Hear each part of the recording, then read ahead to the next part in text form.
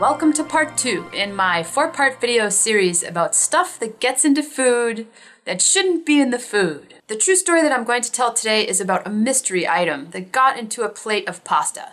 So fast forward a couple of years further into my career from where we left off last time. I was still working at the same pizzeria, but now I was the manager, which meant that I had to deal with customer complaints. By this time, I had gotten hip to the scammers. I had learned that there are a certain percentage of people who go around trying to scam restaurants for free meals. I had developed a radar for it. So whenever I encountered a suspicious complaint, I went over this mental checklist in my mind.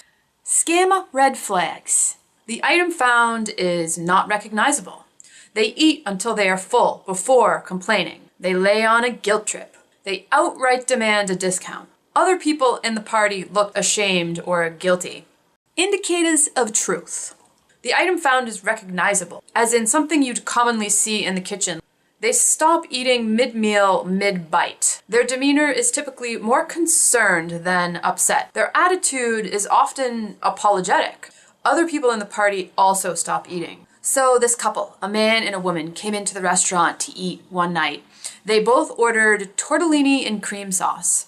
Their server called me over to the table because the woman had allegedly found something in her pasta. When I got there, she told me that she had bitten down on a piece of broken glass. There it was on the edge of her plate, this thin piece of broken pipe. Very thin, like a titration pipette.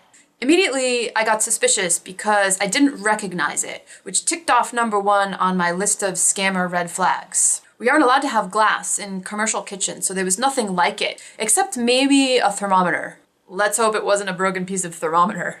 She showed me her napkin, which had blood on it. She said the inside of her cheek was bleeding. I looked at those red splotches on the napkin, wondering if the blood was real. But then I noticed her face and her body language. She was white as a ghost and sitting all limp in her seat. And her boyfriend looked scared too. They had barely gotten started on their meals, but now neither of them wanted to eat anymore. They had both pushed their plates away from them. They told me they were regulars and they came in all the time and ordered that exact dish. It was their favorite meal. They told me they felt bad, but they just couldn't eat anymore. So I knew for sure it wasn't a scam because it ticked off so many things on my list of indicators of truth. So that couple, I comped their entire bill and I gave them enough gift certificates to cover the cost of that meal. I told them that we were terribly sorry, we valued their patronage, and really hoped that they would come back again. And you know what?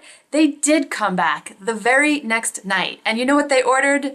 Tortellini and cream sauce. Now, do you think that if I'd given them attitude or been stingy in compensating them that they would have come back? Probably not. Was it worth comping the bill and giving them gift certificates?